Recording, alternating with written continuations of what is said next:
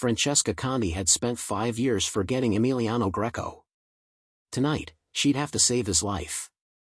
The Mercedes veered off the coastal road at precisely 11:47 p.m. Metal shrieked against guardrail, then silence, the terrible kind that comes before impact. The car tumbled down the embankment, Italian leather seats slick with blood, the scent of gasoline mixing with expensive cologne. Emiliano Greco's world went dark between one heartbeat and the next. 15 miles away, Francesca Conti pushed through the double doors of San Michele Hospital's ICU, her scrubs still crisp despite the 12-hour shift behind her. She'd learned to compartmentalize, emotions in one box, duty in another. 5 years of practice had made her excellent at both nursing and forgetting. Conti. Her supervisor's voice cut through the quiet corridor. Emergency admission. Multi-vehicle trauma. You're up. Francesca nodded, already moving toward the bay. Professional. Detached. She'd seen countless broken bodies wheeled through these doors. This would be no different. Until she saw the chart. Greco, Emiliano. Age, 42. Occupation, business owner.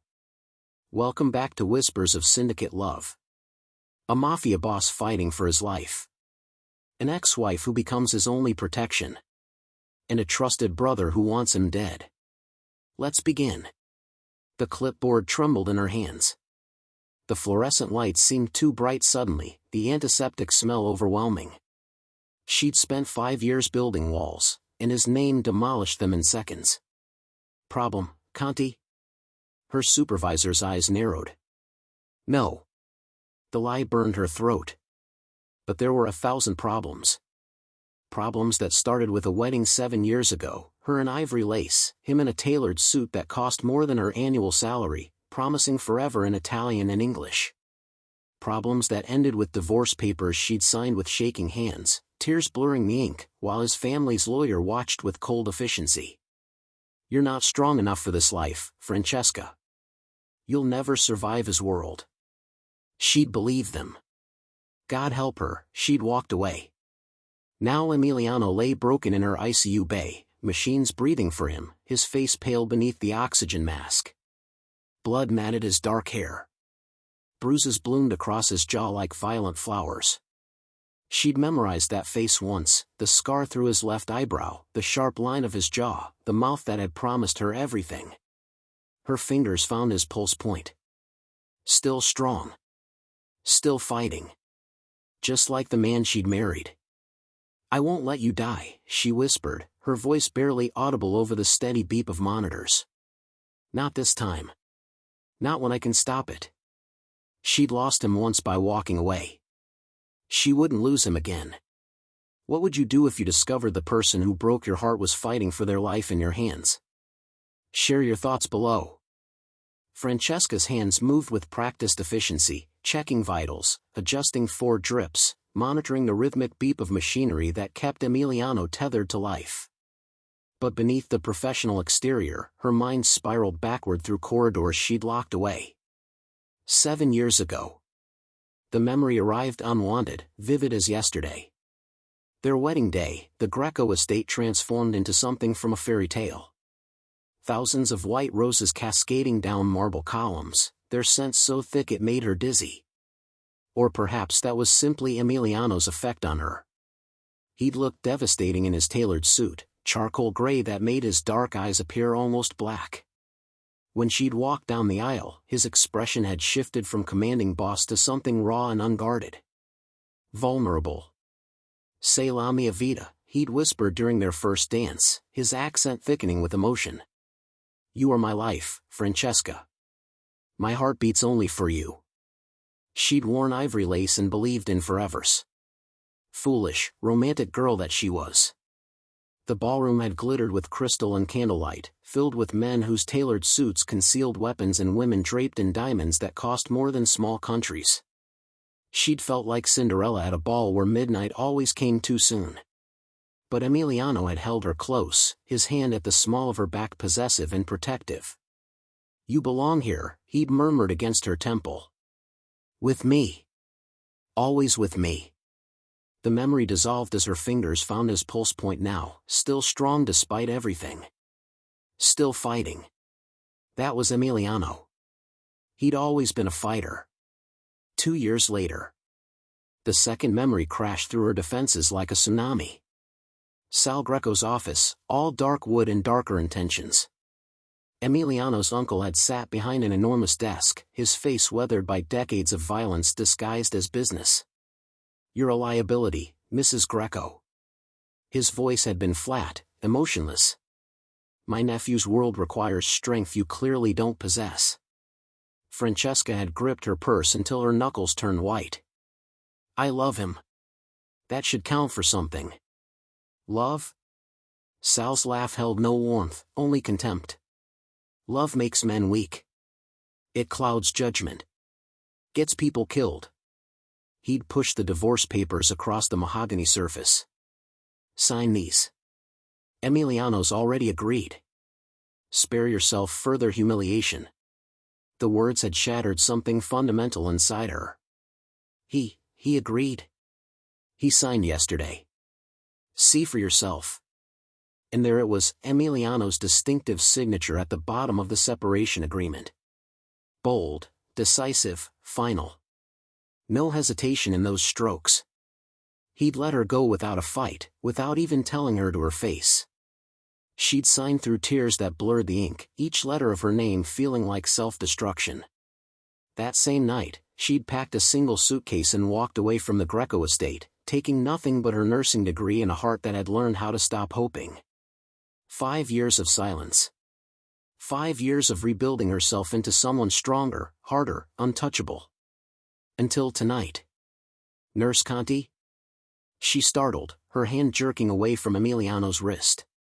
A young resident stood at the bay entrance, his expression apologetic. "Yes?" "Family's here. Multiple family members. They're asking about his condition." The resident lowered his voice. "Should I warn you that one of them seems intense?" Her stomach dropped to her feet. The Greco family. "Here. Now." "I'll prepare the update," she managed, her voice steadier than she felt. But nothing could prepare her for facing the empire that had deemed her unworthy. Nothing could prepare her for the questions, the recognition, the judgment in their eyes. And nothing could prepare her for keeping the terrible secret she'd overheard, the whispered phone conversation that confirmed this wasn't an accident. Someone had tried to murder Emiliano Greco. And she might be the only person standing between him and a second attempt. Francesca smoothed her scrubs and stepped into the waiting area, her heart hammering against her ribs. She prepared herself for the Greco family, or thought she had. But preparation meant nothing when faced with the reality of them. Agnes Greco sat like a queen in exile, her silver hair swept into an elegant chignon, her black dress probably worth more than Francesca's monthly salary. Age had only refined her beauty, sharpening her cheekbones and adding gravity to her dark eyes. Those eyes lifted now, meeting Francesca's across the sterile waiting room. Recognition flickered there. Brief. Unmistakable. Francesca's breath caught. After 5 years, Emiliano's mother still knew her face. But Agnes said nothing, her expression smoothing into polite neutrality. A warning or a kindness? Francesca couldn't tell. "Mrs. Greco," Francesca began, falling into professional mode like armor. "I'm Nurse Conti. I've been assigned to your son's care." "His condition?" Agnes's voice carried the same quiet command Emiliano possessed. Authority wasn't claimed in the Greco family, it was inherited like eye color. Critical but stable. The head trauma was severe. "We've induced a medical coma to reduce brain swelling. The next 48 hours are crucial." A younger woman, Emiliano's sister, Bianca, Francesca remembered, pressed a tissue to her eyes. "Will he wake up?" "It's too early to say. But he's strong. His vitals are responding well to treatment." "Grazie." Agnes stood, moving with the grace of someone accustomed to commanding rooms. She approached Francesca, close enough that her perfume, something expensive and floral, cut through the antiseptic smell. "You'll take good care of my son, won't you, Nurse Conti?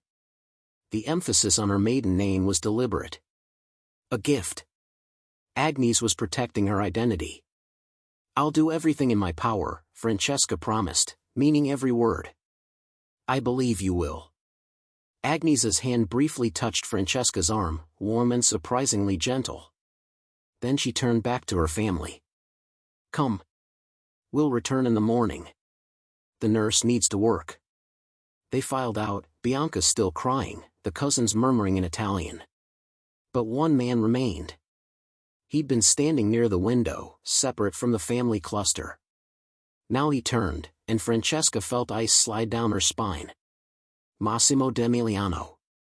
She'd met him only once, briefly, at her wedding reception.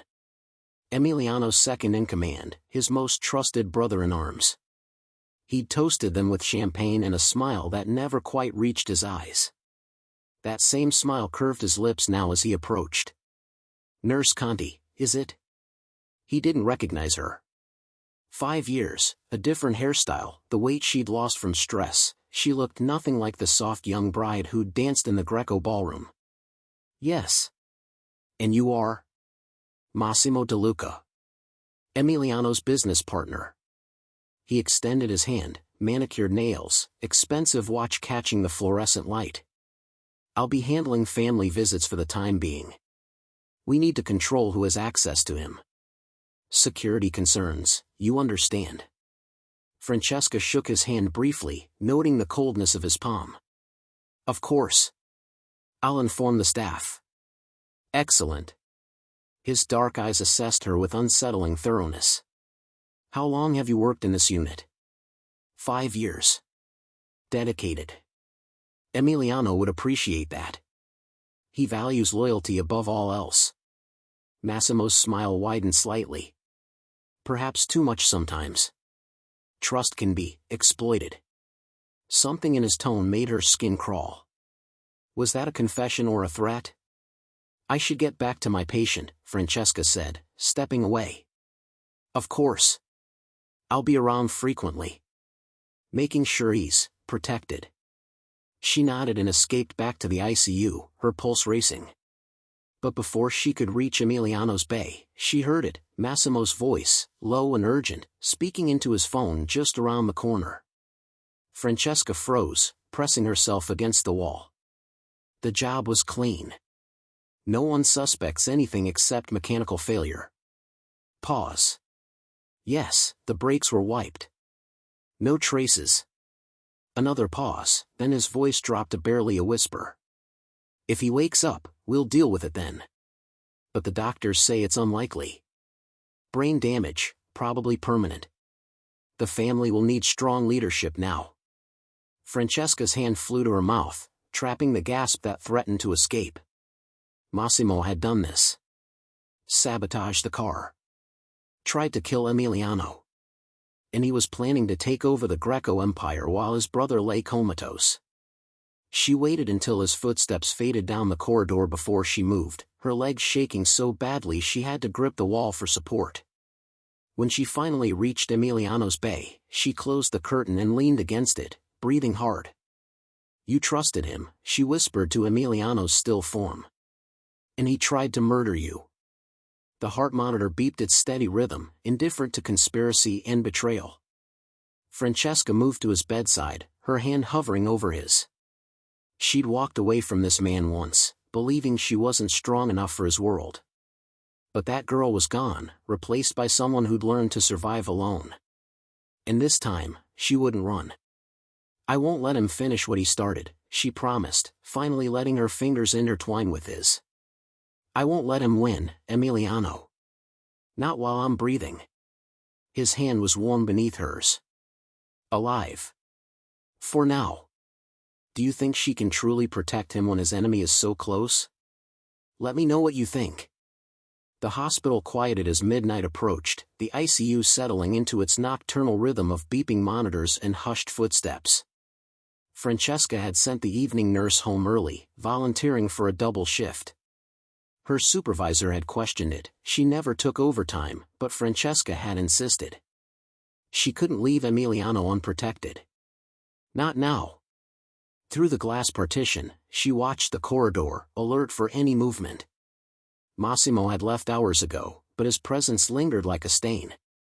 She'd replayed his phone conversation 100 times, each word etching itself deeper into her memory. If he wakes up, we'll deal with it then. A threat wrapped in casual certainty. Francesca checked Emiliano's vitals for the third time that hour, blood pressure stable, oxygen saturation good, heart rate steady. Everything normal. Everything fine. Except nothing was fine. She was reaching for his chart when voices drifted from the corridor. Male voices, speaking Italian in hushed tones. Francesca moved to the doorway, staying in shadow. Massimo stood near the nurse's station with another man, tall, barrel-chested, with a scar running from his ear to his jaw. One of the family soldiers, she guessed. Muscle disguised in an expensive suit. "Any change?" Scarface asked. "Nothing. He's stable but unresponsive." Massimo's voice carried false concern. "The doctors aren't optimistic about cognitive function even if he wakes." "And if he does wake? If he remembers?" "He won't." Massimo's tone hardened. The trauma was severe. Memory loss is almost guaranteed. And if by some miracle he does remember? He paused. "There are ways to handle complications." Francesca's blood turned to ice. "The family's asking questions," Scarface continued. "Bianca thinks something's off. And the old woman, Agnes, she watches everything. Agnes is grieving. She'll accept whatever story we give her." Massimo straightened his tie. "By the time anyone questions the accident, I'll have consolidated control. The soldiers are already looking to me for leadership. Emiliano's reign is over. And the business with Santoro? Proceed as planned. I'll handle Emiliano's contracts personally now." Francesca's mind raced. Santoro, a rival family name she'd heard Emiliano mention once, years ago. Dangerous territory even for someone like him. The scarred man left, his footsteps fading. Massimo remained, staring toward Emiliano's bay. When he finally spoke, his voice was barely audible. "You should have trusted me, brother. Should have made me your equal instead of your dog." Bitterness dripped from every word. "Now I'll take everything you built." He turned and walked away. Francesca waited 5 agonizing minutes before returning to Emiliano's bay, her legs shaking. She pulled the curtain closed, sealing them in artificial privacy. "I heard everything," she whispered, sinking into the chair beside his bed. "Massimo. Your most trusted friend. He tried to kill you." The monitors beeped their steady rhythm, indifferent to betrayal. She took his hand, the gesture becoming habit now. Dangerous and comforting in equal measure. "I don't know what to do," she admitted. "Report him to the police? They'd laugh at me. Tell your family? They might not believe me. And Massimo has soldiers loyal to him now." She studied Emiliano's face in the dim light, the strong features softened by stillness, the lips that had once promised her forever. 5 years ago, she believed she wasn't strong enough for his world. That walking away was self-preservation. Maybe she'd been right. Maybe she should leave again, let the Greco family destroy itself without her. But even as the thought formed, she dismissed it. "I'm not that frightened girl anymore," Francesca said softly. "I don't know if you can hear me, Emiliano. But I'm not leaving. Not this time." She leaned forward, her voice dropping to barely a whisper. "When you wake up, if you wake up, we need to talk about everything. The divorce. Why you let me go. Whether any of it was real." Her voice cracked. "But first, we need to keep you alive. So I need you to fight, Emiliano. Like you've never fought before." She pressed her forehead against his hand, feeling the warmth of his skin. "Because I can't do this alone." Dawn crept through the ICU windows like an unwelcome witness. Francesca had survived the night on adrenaline and cold coffee, her body running on fumes and sheer determination. She'd documented every person who'd approached Emiliano's bay, Every medication administered, every vital sign fluctuation. Nothing unusual. Nothing she could prove was sabotage. But the feeling of being watched had intensified with each passing hour. Conti. Her supervisor, Margaret Chen, appeared at the nurse's station with 2 steaming cups. You look terrible. When was the last time you slept? I'm fine. You're not. Margaret set down the fresh coffee with practiced authority. You've been hovering over the Greco patient like he's family. If you have history with him, you need to recuse yourself. It's protocol. Before Francesca could respond, the ICU doors swung open. Massimo strode in, flanked by 2 soldiers in expensive suits. His expression was darker than she'd seen it, suspicion gleaming in his eyes like a weapon. Gentlemen. Margaret intercepted them. Visiting hours don't start until 8. We're family. And we need to discuss Mr. Greco's care. Massimo's gaze locked on Francesca. Specifically with Nurse Conti. Francesca's heart hammered. Something had shifted. He knew something. I'm his nurse, she said, standing on trembling legs. What concerns do you have? Massimo stepped closer, invading her space. I had an interesting conversation with Mrs. Chen. You specifically requested this patient. You've been unusually protective of him. His eyes narrowed. That's quite the dedication for a stranger. Unless, you're not strangers, are you? The trap closed around her. What's your first name, Nurse Conti? Francesca's mouth went dry. She could lie, but Margaret already knew. The truth was in her employment records, her credentials, her entire identity. Francesca. Recognition flared in Massimo's eyes, sharp and triumphant. Francesca Conti. Of course. His smile turned predatory. Emiliano's little wife. Though you've changed, haven't you? Harder. Colder. He glanced at Margaret. Did you know your nurse was married to this patient? That she has a very personal interest in his care? Margaret's expression shifted to shock, then disappointment. Francesca, is this true? We've been divorced for 5 years, Francesca said quickly. It's ancient history. Ancient history? Massimo laughed without humor. Then why are you here, playing guardian angel? What are you really after, Francesca? His money? His empire? Or maybe you think you can worm your way back into the family now that he's vulnerable. Get out. Francesca's voice shook with rage. This is my family. My brother. You have no authority here. I have authority over his medical care. Not anymore. Massimo pulled a document from his jacket. Medical power of attorney. Signed by Emiliano 3 years ago. I make all decisions regarding his treatment now. Which means you're fired, Mrs. Greco. The words hit like a physical blow. You can't. I just did. He turned to Margaret. Remove her from this case immediately. I want a different nurse assigned. Someone without complications. Margaret looked torn, but hospital policy was clear. Francesca, I'm sorry. You should have disclosed this relationship. I have to reassign you. No. Francesca grabbed Emiliano's bed rail, desperate. You don't understand. Massimo is. Concerned for my brother's welfare, Massimo interrupted smoothly. Unlike his opportunistic ex-wife who suddenly appears after 5 years of silence. Francesca's throat closed. She looked at Emiliano's still face, at the machines keeping him alive, at everything she'd sworn to protect. And realized she was about to lose him all over again. Please, she whispered. Margaret, please. Just give me. Security will escort you out if necessary, Massimo said coldly. Say goodbye to your patient, Nurse Conti. It's the last time you'll see him. The ICU suddenly felt airless, suffocating.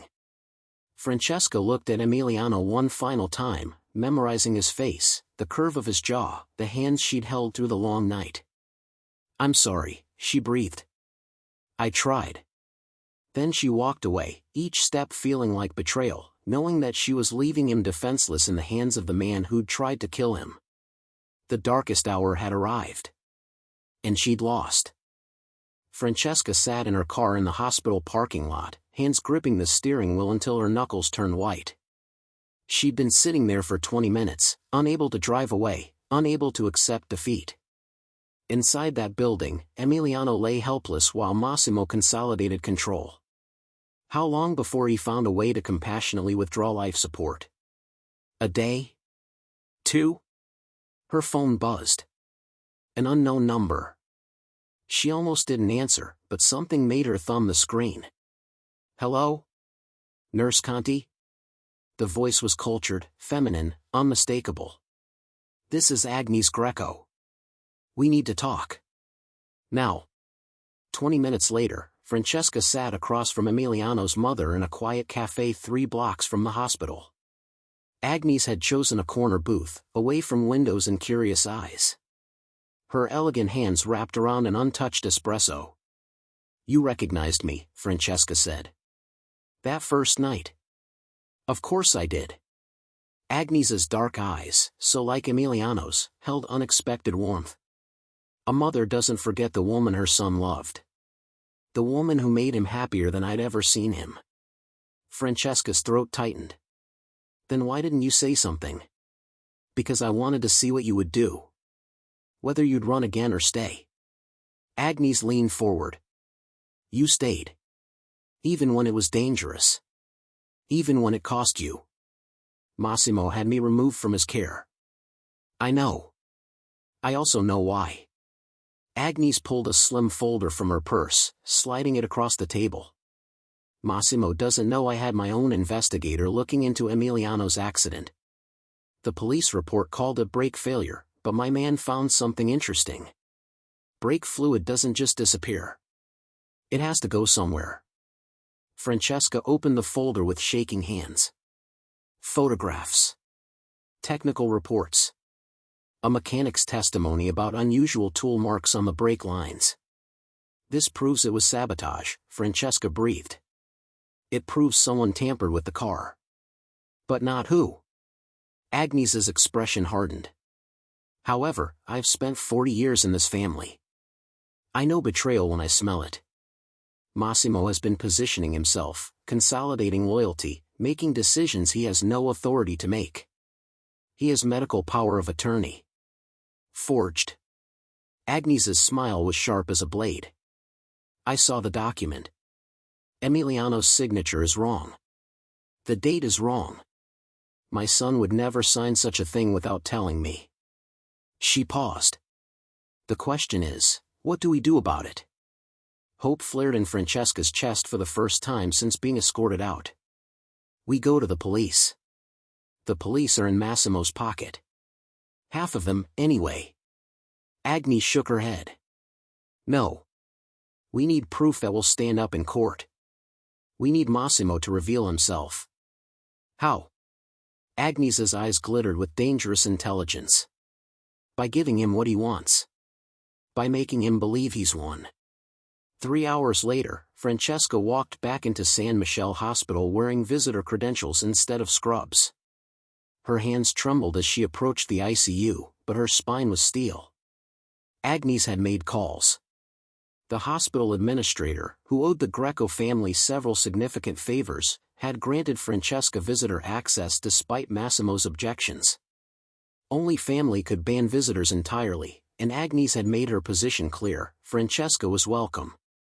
The new nurse, a middle-aged woman named Rosa, looked up as Francesca entered Emiliano's bay. Mrs. Greco approved you, Rosa said kindly. You have 30 minutes. Francesca nodded, moving to Emiliano's bedside. He looked unchanged, same pale stillness, same rhythmic breathing, same absence that tore at her heart. She took his hand, and this time, she didn't hide from anyone.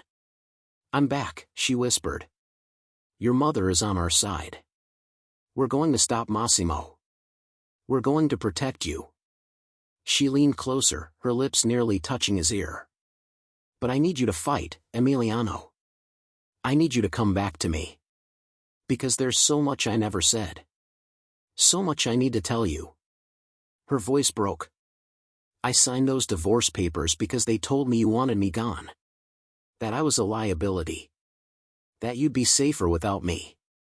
And I believed them because I was scared and young and didn't know how to fight for what I wanted. Tears slipped down her cheeks. But I never stopped loving you. Not for one single day. I carried you with me through every empty year, every quiet night, every moment I pretended I'd moved on. She pressed her forehead against his hand. You broke my heart when you let me go. But I won't let you die, Emiliano. I won't let Massimo win. I won't lose you again. The heart monitor spiked. Francesca gasped, pulling back. Emiliano? His fingers twitched, unmistakable this time. Deliberate. Then his eyelids fluttered. Oh my God. Francesca hit the call button frantically. Rosa. Dr. Patel. He's waking up. Emiliano's eyes opened slowly, unfocused and confused. His gaze wandered the room before finally landing on her face. Recognition flickered there, distant but present. His lips moved around the ventilator tube, forming a single word she could read even without sound. Francesca. She laughed through her tears, gripping his hand. Yes. I'm here. I'm right here. Medical staff flooded the bay, but Francesca didn't let go. She stayed anchored to him as Dr. Patel assessed his responses, as they prepared to remove the ventilator, as Emiliano's eyes tracked her face with growing clarity. He was awake. He was alive. And the real fight was just beginning. What did you think of Francesca's choice to stay and fight? Would you have done the same? I'd love to hear your thoughts in the comments below.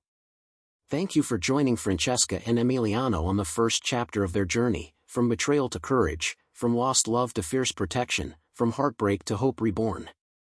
If this story of a nurse who refused to abandon the man who once broke her heart, and a mafia boss fighting his way back from darkness, resonated with you, subscribe now and turn on notifications so you don't miss part 2, The Truth He Forgot.